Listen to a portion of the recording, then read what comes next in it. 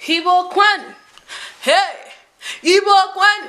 Yeah, Igbo Kwazonu. Yo. Nwanem Ebezina. This is a very general one, but you know it never hurts to be original. Original, come on, original. Oh yeah. Osita, bam.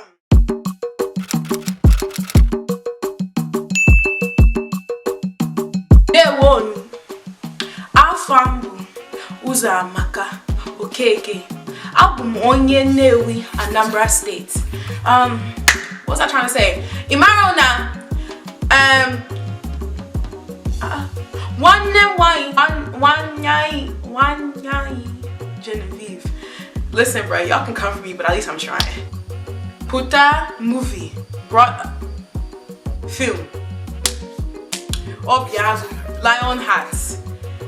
Listen, if you have not watched it, you're dulling. That's all I have to say. Alright guys, what's poppin'? It is iGloriaaa, and I am bringing you a whole different vibe of a video. I'm talking about a whole movie review. It's called LIONHEART, and the director was our very own Genevieve Nnaji. Let's get into the video. So like I said, I have 4 sections that I'm going to go over. This video was also inspired by ETETIM'S on YouTube. You should subscribe to her channel. I'll leave a link to her channel down below and the video that she did. It was amazing, so I decided why not do my own review. Okay, so first with culture. The predominant culture obviously in this movie, because it was based in Enugu, Nigeria, is Igbo culture. The movie was rich in culture. The fact that culture was still sustained in such an advanced family, a modern day family, I love that, you know. The reflection of the Igbo man's pride was well in effect in this movie. Of course, I'm immensely proud of my daughter. But as far as the Igbo man goes, I've noticed that they have a specific type of honor that they carry. So I feel like Pete Edochie's you know, character really carried that. There was like different levels from Pete Edochie to Inkemo. Like it was like different levels of pride, you know. On top of the Igbo man's pride, you also have the greetings, the hand greetings, the caps, the constant outfit changes of like Isiagu, and all our traditional wear was just there. They really captured the Igbo man's pride very, very well and very carefully, and it wasn't like, there was ego, yes, but it was also just honor. So I love the way she did that. The Atilagu dancers, my goodness. Atilagu is a dance that was based in Anambra. Not many people know about Atilagu. It was a very traditional dance. So the fact that they had that during the ceremony was amazing. The Igbo proverbs that were presented in the movie, there was Igbo proverbs in every scene. Like the movie, you just felt like you were in an Igbo home. Like it was amazing. Like the family relationship dynamic, I love it. It was like an old-fashioned nuclear home that you do not see much of nowadays. So and I love how it was like there was a nuclear home but a modern day touch to it. The women also had to say, the mom and dad had a good dynamic. It wasn't like a law situation like back in the day where it's like the chief and then the wife says nothing. The father-daughter relationship, I love that. The biggest legacy I will leave for posterity is you. Because to be honest, that's me and my dad, okay? Especially in a Nigerian film where, once again, like, yeah, the dads just don't involve their daughters in their businesses. But she had such a huge involvement. She was literally, the business was passed down to her, not her brother. Now the family business aspect of it, once again, the fact that there was no corruption within the family, it was actually a genuine family business. The vision of it was family. Like I tell you, the idea of family, I feel like is being taken out of this society. Now to see a modern day film bring back the idea of family and pretty much announcing to the world, no, family still matters. Now, then there was also reflection of Nigeria / the color grading.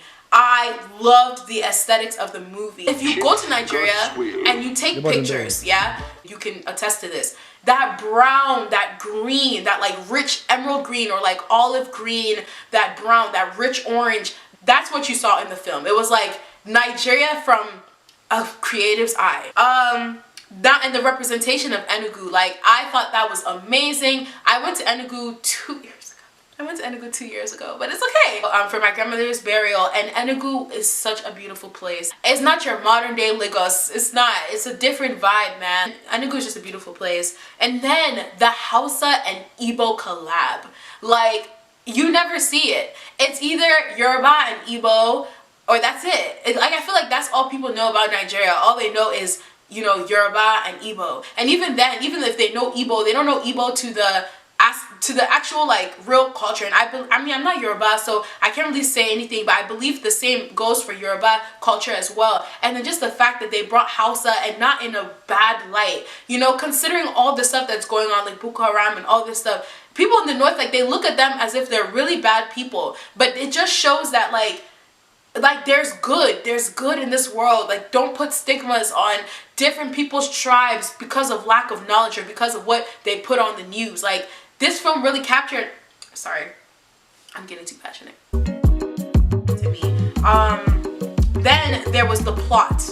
The plot to me was just so rich. The casting was amazing. Let's start with the cast. A lot of OGs. If you grew up watching Nigerian films, you know, you saw a lot of familiar faces. Obviously, you have Nkemowo, who is Osofia in London. You have Peter Doche, the main chief. Then you have Genevieve Nnaji, Kanoyo.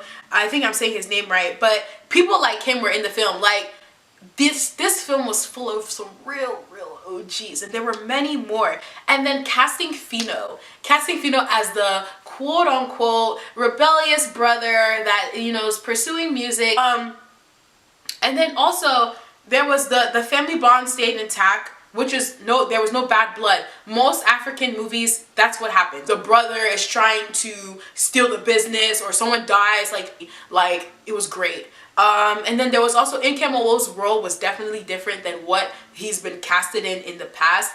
Most of his roles in most films are kind of like slimy, you know, grimy, womanizer type of thing. But Nkemowo's role was like the Christian role model. He listens. He's not always trying to exude his opinion. Like, this was so different. They showed that Mr. Owo has different dynamics to him than what we've naturally grew up seeing. Fun fact, Nkemowo is actually he is my favorite African actor. When my dad went to Nigeria, he saw him in the airport and actually gave him my baby picture to sign for me, and that was like the biggest gift my dad ever gave me. Like, the fact that I have an autograph from Mr. the Nkemowo Osofia himself. In Genevieve's role, I think, is Adeze. She did not end up marrying the Hausa man. Like, most times in these films, the woman always ends up marrying the guy that they have connection with, but they didn't end up getting married. They stuck to one focal point, and the focal point of the film was sustaining family values. It wasn't so caught up on relationship. Their relationship was like secondary to the main plot. And then the soundtrack was fire. Like, the soundtrack was fire. They had modern day Igbo music to high life music. The soundtrack during the family scene when they were sitting together, that is the vibe. Like, just sitting with your family and playing high life music. That's literally my household. I'll just be playing high life music and we'll be getting ready for whatever, whether it's church or we're sitting down eating together and just gisting. That is the vibe. And what else was there? And then the fact that Phyno was able to perform Obiagu live was just great. This film was definitely something that this is just glorious vibes. I saw a lot of my family in this film, and I just was like, oh, this is amazing. Man, it just makes me want to have Obiagu as my last name. Gloria Obiagu. Uzamaka Obiagu. That is a beautiful last name. So if you know you're a serious Obiagu out there, you know, I want a lot of things. The Lord will guide me. Anywho, I'm gonna go ahead and end this video. What would I rate this film? A lot of y'all want to be doing 9.5, this and that. I give it a 10 out of 10. 100%.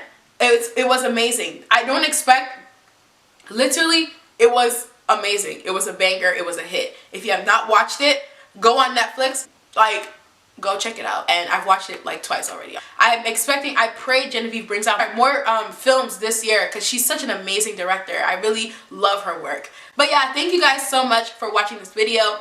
If you would like more movie reviews, please comment that down below, or, you know, just message me or whatever. Don't forget to comment, like, and subscribe. Share this video with your friends and with your family. Let me know if you watch this with your family members. If you guys are watching me right now, shout out to you guys. I'm trying with my Igbo. But yeah. So, thank you guys once again. If you want some more cultural videos like this, I got you. It's not every time you have to go to Nigeria to be cultural. You can be Igbo wherever you are. Bye guys. Let's end up with Obiagu. Obiagu, Obiagu, Obiagu.